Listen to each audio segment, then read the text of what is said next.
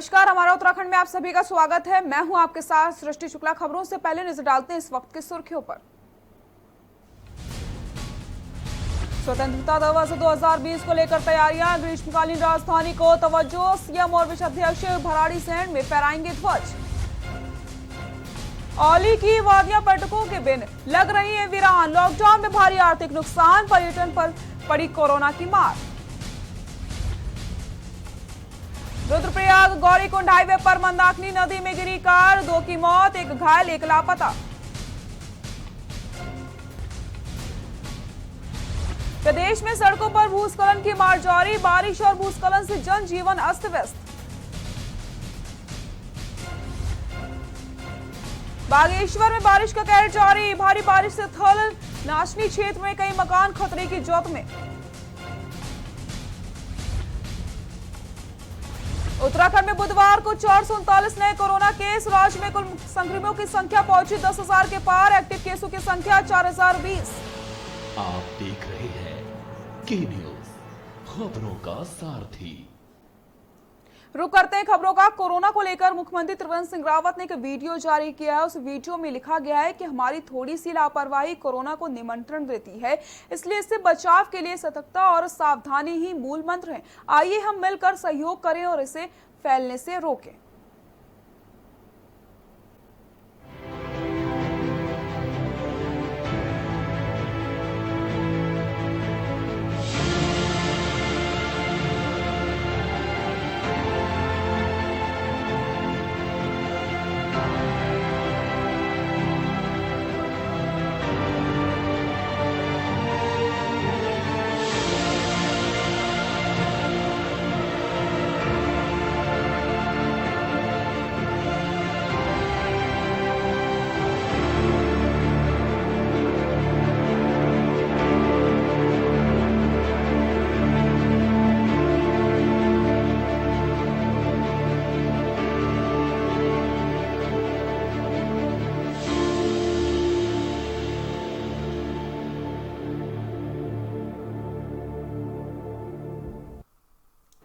वहीं नैनीताल जिले दूरस्थ क्षेत्रों में लोगों की मुश्किलें कम होने का नाम नहीं ले रही। बरसात में बेताल घाट के तहसील में उफनाती कोसी नदी को पार करके रोजमर्रा की जरूरतों को पूरा करने के लिए स्थानीय लोग जान जोखिम में डालनी पड़ रही है। देखिए हमारी खास रिपोर्ट।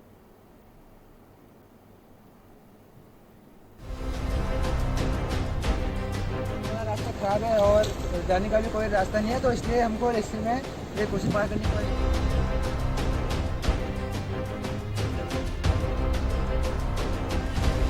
उत्तराखंड में 2 दिन से रुक रुक कर हो रही मूसलाधार बारिश ने राज्य में जनजीवन अस्त व्यस्त कर दिया है। चमोली जिले में कार पर बोल्डर गिरने से पोखरी नगर पंचायत के अधिशासी अधिकारी की मौत हो गई, जबकि टिहरी के नैनबाग में आकाशीय बिजली की चपेट में आने से एक ग्रामीण की मौत हो गई। बारिश से हुए भूस्खलन के कारण राज्य की 175 सड़कें बंद हो गई हैं। वहीं नैनीताल जिले के दूरस्थ क्षेत्रों में लोगों की मुश्किलें कम होने का नाम नहीं ले रही हैं। बरसात में बेताल घाट के तहसील में उफनाती कोसी नदी को पार कर रोजमर्रा की जरूरतों को पूरा करने के लिए स्थानीय लोगों को जान जोखिम में डालनी पड़ रही है। और जैसे आप देख रहे हैं कि पीछे कितनी कोसी आई हुई है, क्योंकि पिछले काफी वर्षों से हम ऐसे ही इसी रिस्क के अपने नदी पार करते हैं, छोटे छोटे बच्चों को स्कूल पहुंचाते हैं और बड़ी मुश्किल से गए। गवर्नमेंट ने कई बार पुल बनाने के लिए यहाँ पर कर चुका है, कई बार उसका शिलान्यास भी हो चुका है, लेकिन अभी तक कोई काम यहाँ पर नहीं हुआ। फिलहाल हम अपने ही इसी रिस्क पर अपनी जान को जोखिम में डालकर नदी पार करते आ रहे हैं और मेरा गवर्नमेंट से ये निवेदन है कि जल्द से जल्द यहाँ पर पुल का निर्माण हो। ये सफर इतना खौफनाक है कि पल भर में लोगों की जिंदगी मौत में बदल सकती है। देखिए तेज नदी की धाराओं में कैसे ग्रामीण एक दूसरे का हाथ पकड़कर नदी को पार कर रहे हैं। ग्रामीण जानते हैं कि ये मौत का सफर है, लेकिन सालों से पुल की मांग करते करते अब ये जिंदगी का हिस्सा बन गया है। देखा जाए तो इसलिए किया जा रहा है कि वो रास्ता खराब है और जाने का भी कोई रास्ता नहीं है, तो इसलिए हमको रिक्शे में ये कोसी पार करनी पड़ रही है और कोई रास्ता भी नहीं है और ना ही पुल है, ना सड़क है, कोई दूसरा मार्ग भी नहीं है, तो इसलिए हमको इतना रिक्शा लेके कोसी पार करना पड़ रहा है। और सरकार से गुजारिश की है कि पुल या सड़क जो भी दोनों में से दे दे, और हम तो कह रहे हैं जल्दी से जल्द यहाँ आना चाहिए। आखिर कब तक ग्रामीणों को इन मुश्किलों का सामना करना पड़ेगा, ये देखने वाली बात होगी। नैनीताल से के न्यूज के लिए कांता पाल की रिपोर्ट।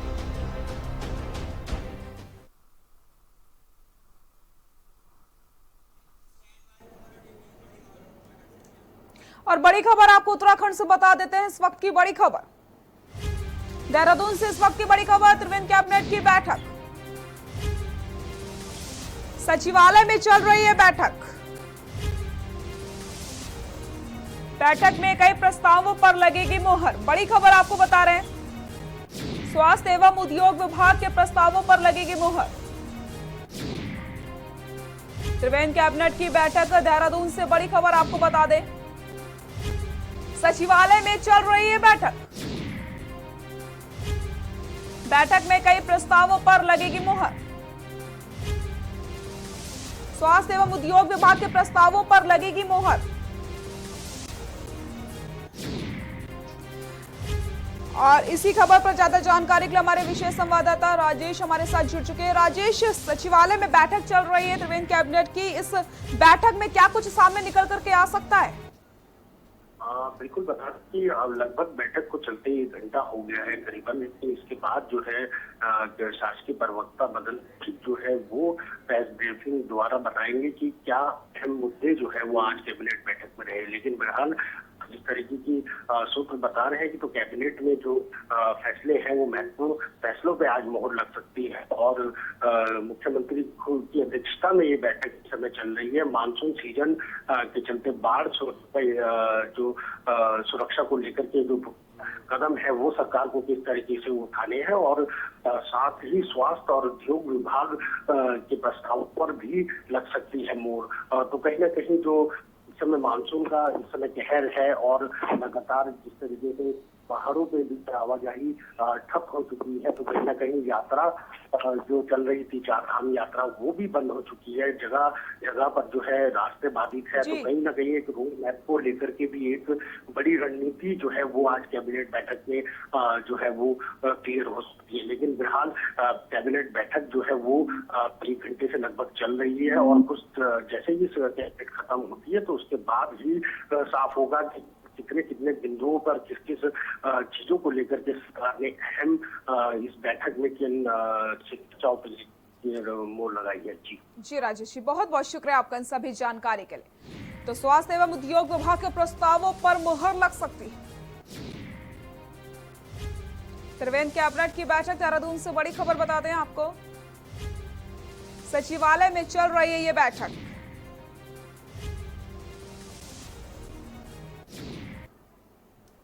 रुद्रप्रयाग के केदार घाटी में बारिश और भूस्खलन तांडव मचा रहा है। बरसाती गधेरे में बहते भारी भरकम बोल्डर कैमरे में कैद हुए।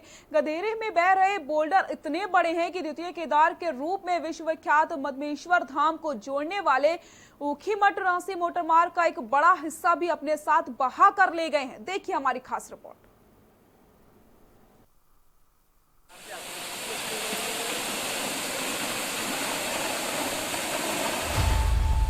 रुद्रप्रयाग की केदार घाटी में बारिश और भूस्खलन तांडव मचा रहा है। बरसाती गधेरे में बहते भारी भरकम बोल्डर कैमरे में कैद हुए हैं। गधेरे में बह रहे बोल्डर इतने बड़े हैं कि द्वितीय केदार के रूप में विश्व विख्यात मदमेश्वर धाम को जोड़ने वाले ऊखीमठ रांसी मोटर मार्ग का एक बड़ा हिस्सा भी अपने साथ बहा कर ले गए हैं। बता दें, रुद्रप्रयाग जिले के जखोली विकास खंड में फिर बारिश के साथ कहर टूटा है। भारी बारिश के बाद आए मलबे से कोहराम मच गया है। मलबे की वजह से कई मकानों को भारी नुकसान हुआ है। रुद्रप्रयाग की केदार घाटी में बीती दिनों से हो रही बारिश से जनजीवन प्रभावित हो रहा है। कहीं बादल फट रहे हैं तो कहीं बरसाती गधेरे में सब कुछ तबाह करने वाले बोल्डर बहकर आ रहे हैं। आप तस्वीरों में देख सकते हैं, द्वितीय केदार मदमेश्वर धाम को जोड़ने वाले ऊखीमठ रांसी मोटर मार्ग पर एक बरसाती गधेरे से अचानक तबाही मचाने वाले बोल्डर बहकर आ गए। रुद्रप्रयाग से के न्यूज के लिए रोहित डिमरी की रिपोर्ट।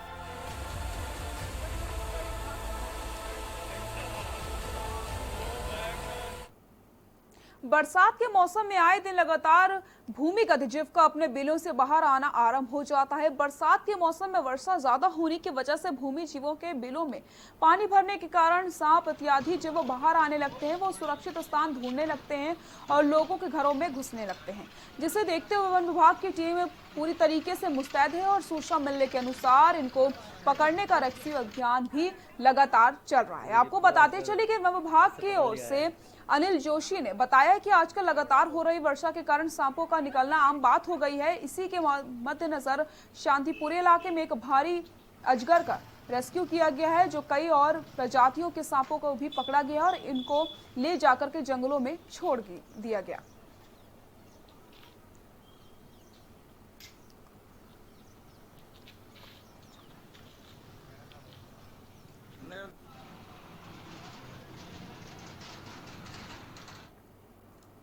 तेरह अगस्त को प्रातः 6 बजे से जनपदों से ली गई सूचना के अनुसार जनपद पिथौरागढ़ के धारचूला एवं मुनस्यारी में वर्षा हो रही है तथा बागेश्वर में वर्षा हो रही है।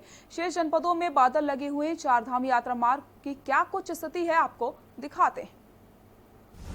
चार धाम यात्रा मार्ग की स्थिति। ऋषिकेश बद्रीनाथ मार्ग लामबगड़ पागल नाला भनेरपानी छिनका काली मंदिर और तोता घाटी में मलबा आने के कारण अवरुद्ध। टनकपुर घाट राष्ट्रीय राजमार्ग धौन और स्वाला के मध्य मलबा आने के कारण अवरुद्ध। शेष चार धाम मार्ग यातायात हेतु खुले। पिथौरागढ़ में मुनस्यारी मदकोट मार्ग जौलजीबी मदकोट मार्ग तावाघाट पांगला मार्ग तावाघाट सोबला मार्ग और थल मुनस्यारी मार्ग अवरुद्ध। चंपावत से टनकपुर चंपावत मार्ग अवरुद्ध। चमोली में बद्रीनाथ मार्ग पागल नाला काली मंदिर क्षेत्रपाल लामबगड़ छिनका बाजपुर भरेनपानी में अवरुद्ध। लिंक मार्ग गोपेश्वर पोखरी हापला मंडल धोबीधार अवरुद्ध। रुद्रप्रयाग में केदारनाथ राजमार्ग गौरीकुंड में अवरुद्ध। विश्व पर्यटक स्थल जो पिछले वर्ष गुप्ता बंधु की 200 करोड़ रुपए की शादी से चर्चा में रहा, फिलहाल वीरान पड़ा हुआ है। पहाड़ों में स्थानीय लोगों के रोजगार का जरिया पर्यटन व्यवसाय से जुड़ा हुआ है। होटल वाहन अन्य व्यवसाय पर इस साल कोरोना संकट की मार पड़ी है। पर्यटक स्थल औली को भी पूरी तरीके से सन्नाटा पसरा हुआ है। देखिए हमारी खास रिपोर्ट। लॉकडाउन से भारी आर्थिक नुकसान, पर्यटन पर पड़ी कोरोना की मार। विश्व पर्यटन स्थल औली हुआ वीरान। औली की वादियां पर्यटकों में लग रही वीरान। वर्ष भर पर्यटकों से गुलजार रहने वाला औली बुग्याल को कोरोना का ग्रहण लगा हुआ है। अनलॉक शुरू होने के बाद भी औली की वादियां पर्यटकों में लग रही बेजान। इस दौरान साहसिक पर्यटन, ट्रैकिंग व्यवसाय, तीर्थाटन, प्रकृति पर्यटन व्यवसाय करने वालों का रोजगार भी ठप हुआ है। कोरोना संकट से क्षेत्र का पर्यटन उद्योग पटरी से उतर गया है।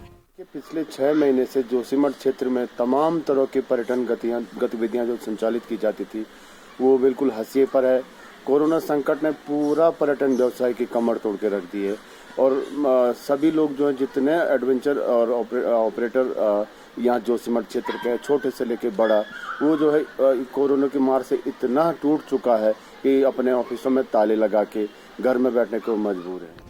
GMBN के औली स्की रिजॉर्ट सहित नंदा देवी इको हट को पर्यटकों का इंतजार है। निगम की कामधेनु औली चेयरलिफ्ट भी कोरोना संकट में बंद पड़ी है। वहीं चेयरलिफ्ट संचालन बंद होने की वजह से GMBN को प्रतिदिन लाखों का घाटा हो रहा है। औली में पर्यटन सीजन से रोजी रोटी चलाने वाले स्थानीय युवाओं और होटल, ढाबा, वाहन चालकों, होम स्टे संचालकों को लॉकडाउन से भारी आर्थिक नुकसान हो रहा है।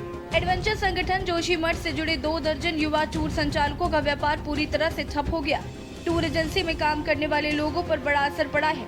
एसोसिएशन जोशीमठ के अध्यक्ष विवेक पवार कहते हैं कि कोरोना संकट के चलते पूरा पर्यटन व्यवसाय चरमरा गया है। एडवेंचर एसोसिएशन जोशीमठ का अध्यक्ष व औली का स्थानीय निवासी हूँ और जब से हमारे देश में यहाँ पर लॉकडाउन चला हुआ है तो इसका सीधा सीधा असर हमारे औली में भी पड़ा हुआ है। यहाँ पर तो यहाँ पर जो तमाम एडवेंचर कंपनियाँ, होटल, रिजॉर्ट, गेस्ट हाउस वगैरह थे, सब पे ताला लग चुका है। तो और जितने भी इसमें जो काम करने वाले जो हमारे एम्प्लॉई और कर्मचारी थे, आज उन सब की नौकरियाँ चली चुकी है और नौकरियाँ जाने की वजह से वो सब लोग अपने अपने घरों को जा चुके हैं और उनके सामने 2 वक्त की रोटी जुटाने का भी एक बहुत बड़ा संकट उनके सामने है। चार धाम यात्रा सहित ग्रीष्मकालीन पर्यटन सीजन हुआ चौपट। हालांकि चार धाम यात्रा के खुलने से बद्रीनाथ धाम के दर्शन हेतु यात्री पहुंच रहे हैं, लेकिन औली जोशीमठ बद्रीनाथ में रात्रि विश्राम नहीं करने और Joshimath Auli ropeway chair lift के कोरोना संकट के कारण बंद होने से भी टूरिस्ट औली की ओर रुख नहीं कर रहे हैं, जिसके चलते औली में पर्यटन पूरी तरह से चौपट होकर रह गया है। ऐसे में स्थानीय पर्यटन व्यवसाय पूरी तरह से टूट चुके हैं। उनको सरकार से उम्मीद है कि जल्द ही पर्यटन व्यवसाय को गति मिलेगी। एडवेंचर एसोसिएशन जोशीमठ का अध्यक्ष व औली का स्थानीय निवासी हूँ और जब से हमारे देश में यहाँ पर लॉकडाउन चला हुआ है तो इसका सीधा सीधा असर हमारे औली में भी पड़ा हुआ है। यहाँ पर तो चमोली से के न्यूज के लिए अनिल राणा की रिपोर्ट। डोईवाला विधानसभा के रामनगर डांडा के ग्रामीण 18 सालों से सड़क निर्माण की मांग कर रहे हैं, लेकिन मुख्यमंत्री की विधानसभा होने के बावजूद और राजधानी से मात्र 18 किलोमीटर दूर स्थित इस गांव के निवासी बदहाल सड़क पर चलने को मजबूर हैं, जबकि ये क्षेत्र शहीद नरपाल सिंह के नाम से भी जाना जाता है। इसके बावजूद ग्रामीण 18 साल से सड़क बनाने का इंतजार कर रहे हैं। देखिए हमारी खास रिपोर्ट।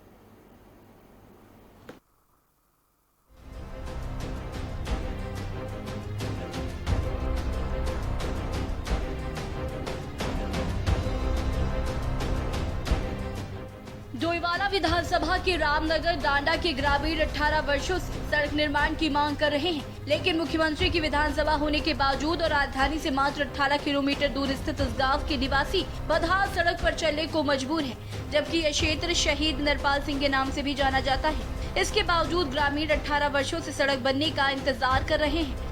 ग्रामीणों का कहना है कि मुख्यमंत्री त्रिवेंद्र सिंह रावत की यह विधानसभा है और ग्रामीण मुख्यमंत्री से लेकर विभागीय अधिकारियों से कई बार गुहार लगा चुके हैं, लेकिन अभी तक कोई भी कार्रवाई सड़क निर्माण को लेकर नहीं हुई है, जिससे ग्रामीणों में आक्रोश भी देखने को मिल रहा है। इस सड़क का निर्माण 18 वर्ष पूर्व हुआ था, तो तब से इस सड़क की स्थिति ऐसी है, इसका कोई जीर्णोद्धार नहीं हुआ है। शासन प्रशासन से गुहार लगा लगा के थक गए हैं, कोई इस सड़क को देखने को तैयार नहीं है। और माननीय मुख्यमंत्री जी का एक बार क्षेत्र में एक कार्यक्रम था, वो माननीय मुख्यमंत्री जी खुद इसका भौतिक निरीक्षण कर चुके हैं, आश्वस्त कर चुके हैं ग्रामीणों को कि हम जल्दी से इसका जीर्णोद्धार करेंगे, लेकिन आज तक उन्होंने न कोई टीम भेजी है, न कोई इसको देखने को तैयार है। और हम तो यही चाहेंगे कि बहुत जल्दी इसका निर्माण हो, और बाकी बहुत सारे लोगों को इससे दिक्कत हो रही है। तो आते हैं चले जाते हैं, कोई सूचना भी नहीं देता क्या है कैसा है, आते हैं चले जाते हैं देखते हैं, लेकिन काम कुछ नहीं होता इस रोड पे। इसमें कोई काम। कितनी लंबी सड़क है, कितनी दूरी की है लगभग? ये करीब 2-2.5 किलोमीटर की होगी, भुइयां से लेके भुइयां मंदिर से लेके इस सड़क का यही हाल है। उधर भुइयां मंदिर से लेके ऊपर तक तो करीब 2-2.5 किलोमीटर तो होगी ये। उधर जब मीडिया ने इस बदहाल सड़क का मामला त्रिवेंद्र सरकार में दायित्वधारी राज्य मंत्री करण बोहरा के सामने रखा, तो उन्होंने बताया कि उनके सामने सड़क निर्माण का मामला सामने आया है और उन्होंने लोक निर्माण विभाग के अधिकारियों से क्षेत्र का भ्रमण कर शीघ्र ही सड़क निर्माण कराने के लिए कहा है। देखिए, मेरी जानकारी में ये पूरी रोड का जो मैटर है आ चुका है, और मैंने इसका संज्ञान लेते हुए संबंधित विभाग के PWD के अधिकारियों को इस रोड को बनाने के लिए निर्देशित किया है। और मैं समझता हूं कि वो जनता की जरूरत के हिसाब से वो रोड तुरंत बन जानी चाहिए और जो क्षेत्र की जनता को इसका लाभ मिल सके। डोईवाला विधानसभा, जिसे आदर्श विधानसभा बनाने के लिए डोईवाला के विधायक सूबे के मुख्यमंत्री त्रिवेंद्र सिंह रावत लगातार विकास को गति दे रहे हैं, लेकिन उनका विधानसभा से मात्र 18 किलोमीटर दूर यह रामनगर डांडा की बदहाल सड़क सरकार और डोईवाला के जनप्रतिनिधियों को आईना दिखाने का काम कर रही है। विकास के बड़े बड़े दावे इस गाँव में आकर फेल नजर आते हैं। 2022 के विधानसभा चुनाव से पूर्व अगर सरकार ने सड़क की सुध लेकर इसे नहीं सुधारा, तो फिर गांव के लोग भाजपा को वोट देने के बारे में सोचने को मजबूर हो जाएंगे। इससे शासन प्रशासन को चाहिए कि इस 2.5 किलोमीटर लंबी बदहाल सड़क का संज्ञान लेकर तत्काल प्रभाव से कार्रवाई कर गांव बुनियादी सुविधा प्रदान करे, तब जाकर सही मायने में डोईवाला आदर्श विधानसभा इस गाँव के लोगों के लिए होगी। डोईवाला से के न्यूज के लिए राजकुमार अग्रवाल की रिपोर्ट। यहाँ रुकते हैं छोटे से ब्रेक के लिए, जल्द हाजिर होते हैं।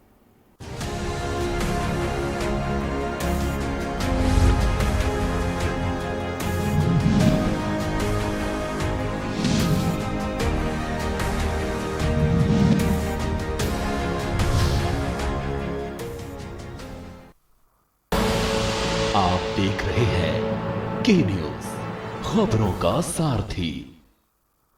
खुदी को आजमाया है तो ये अंदाज आया है, खुदी को आजमाया है तो ये अंदाज आया है। तुम में भी मैं हूं, शुद्ध प्लस पान मसाला।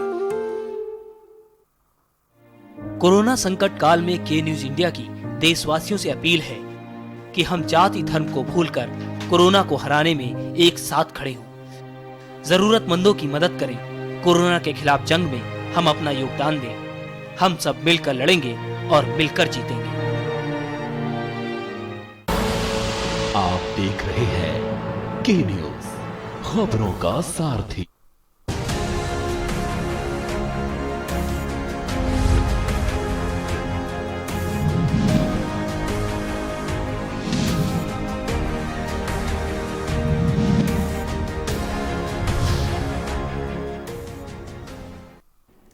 ब्रेक के बाद एक बार फिर से आप सभी का स्वागत। उत्तराखंड की ग्रीष्मकालीन राजधानी गैरसैंण के भराड़ीसैंण स्थित विधानसभा भवन में 15 अगस्त को विधानसभा अध्यक्ष प्रेमचंद अग्रवाल और मुख्यमंत्री त्रिवेंद्र सिंह रावत विधानसभा में ध्वजारोपण करेंगे। विधानसभा अध्यक्ष ने पत्रकारों से बातचीत में कहा है इस बार ये पहला अवसर होगा जिसमें कहा गया है कि इससे पहले 15 अगस्त और 26 जनवरी को भी हमेशा से ही भराड़ीसैंण विधानसभा में तिरंगा फहराया जाता है। इसके साथ ही उन्होंने कहा कि गैरसैंण का ग्रीष्मकालीन राजधानी बनना 1.25 करोड़ उत्तराखंड वासियों की भावनाओं का सम्मान है। स्वतंत्रता दिवस के अवसर पर पहले ऋषिकेश विधानसभा क्षेत्र के अंतर्गत और विधानसभा देहरादून में उनकी ओर से झंडारोहण किया जाएगा। इसके बाद मुख्यमंत्री और वे हेलीकॉप्टर से भराड़ीसैंण पहुंचकर विधानसभा भवन में भी ध्वजारोपण करेंगे।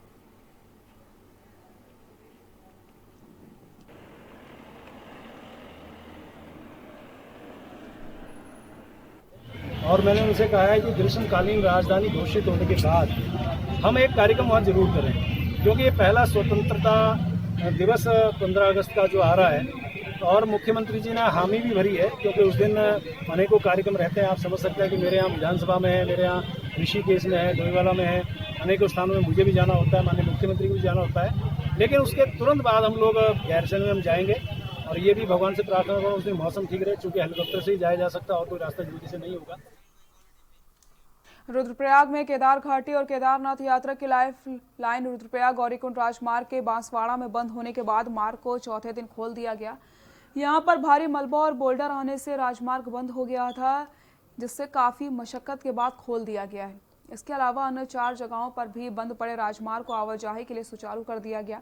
राजमार्ग के खुलने के बाद केदार घाटी की जनता और केदारनाथ जाने वाले तीर्थयात्रियों ने राहत की सांस ली, जबकि केदार घाटी में आवश्यक वस्तुओं की आपूर्ति की जा रही है। आपको बताते चले कि केदार घाटी में लगातार हो रही बारिश के कारण जनजीवन प्रभावित हुआ है, जहां ग्रामीण इलाके में मूसलाधार बारिश से खेत खलियान आवासीय भवनों को नुकसान पहुंच रहा है। वहीं रुद्रप्रयाग गौरीकुंड नेशनल हाईवे भी जानलेवा बने हुए हैं। हाईवे में कई जगहों पर आवागमन करना किसी खतरे से खाली नहीं रहा। हाईवे के बांसवाड़ा में पहाड़ी से लगातार आ रहे मलबे और बोल्डर गिरने से राजमार्ग चौथे दिन खोला गया, जबकि अन्य जगहों पर भी राजमार्ग बंद पड़ा रहा। अब आवागमन के लिए सुचारू कर दिया गया है।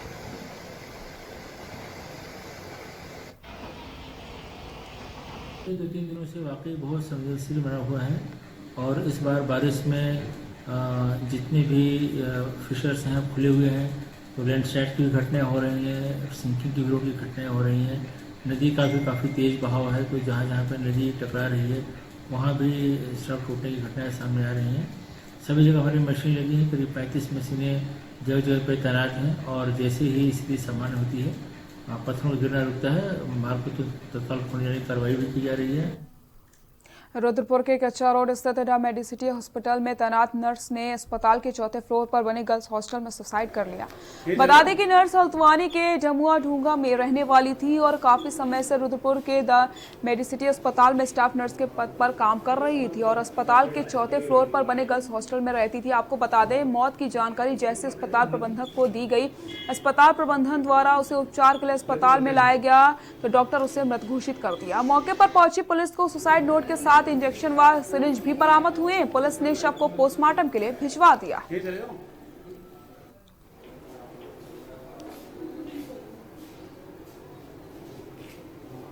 हॉस्पिटल से थाने में एक मेमो आया, मेमो पर पंचायत नामे तो यहाँ पर महिला सब इंस्पेक्टर और मैं आए हैं और उसका पंचायत नामा भरा जा रहा है। उसके कमरा खोला तो उसमें सुसाइड नोट मिला और 2 सिरिंज टूटी हुई, इंजेक्शन है और सुसाइड नोट है कि प्रेम प्रसंग का मामला लग रहा है।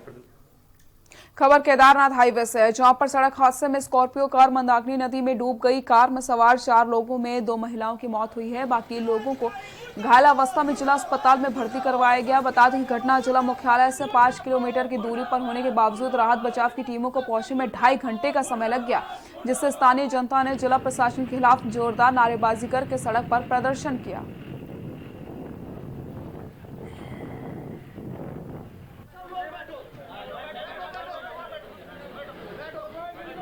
स्कॉर्पियो गाड़ी है रुद्रप्रयाग नंबर की, और इसमें 4 व्यक्ति सवार बताए जा रहे थे, 2 पुरुष और 2 महिलाएं, और ये लोग नारी खतेड़ा विलेज के रहने वाले हैं। इसमें एक अर्जुन सिंह है जो पहले गाड़ी से छटक गए थे। जब गाड़ी गिरी तो फिर कुछ लोकल ने उनकी हेल्प करी, ऊपर आके वो हॉस्पिटल चले गए, और उनके द्वारा ये बताया गया कि 3 लोग और हैं। जब रेस्क्यू टीम और लोग ये नीचे पहुंचे, SDRF, जनपद police, fire service, DDRF। Bajpur के मुडिया बस्तौर में एक महिला की मौत हो गई। सूचना पर पहुंची स्वास्थ्य विभाग की टीम ने मृतका का सैंपल जांच के लिए भेजा, जिसमें मृतका के कोरोना संक्रमित पाए जाने से हड़कंप मच गया। में प्रशासन की मौजूदगी मृतका को ताबूत में रखकर दफनाया गया। SDM AP वाजपेयी ने बताया कि मंगलवार की सुबह मुडिया बस्तौर निवासी 55 वर्षीय एक महिला की मौत हो गई थी। सूचना मिलने पर स्वास्थ्य विभाग की टीम ने मृतका का सैंपल लिया था, जिससे महिला कोरोना पॉजिटिव पाई गई थी। उन्होंने बताया कि महिला हार्ट पेशेंट भी थी तथा उसके शरीर में दर्द रहता था। साथ ही साथ उन्होंने ये भी बताया कि देर शाम कब्रिस्तान में महिला के शव को दफन कर दिया गया। वहीं लोगों की सुरक्षा को ध्यान में रखते हुए नगर पालिका प्रशासन द्वारा मुंडिया बस्तार सहित कब्रिस्तान को सैनिटाइज करवाया जा रहा है। वहीं गदरपुर में एक महिला की हल्द्वानी में भी मौत हुई थी, जिसमें उसकी रिपोर्ट कोरोना पॉजिटिव आई थी।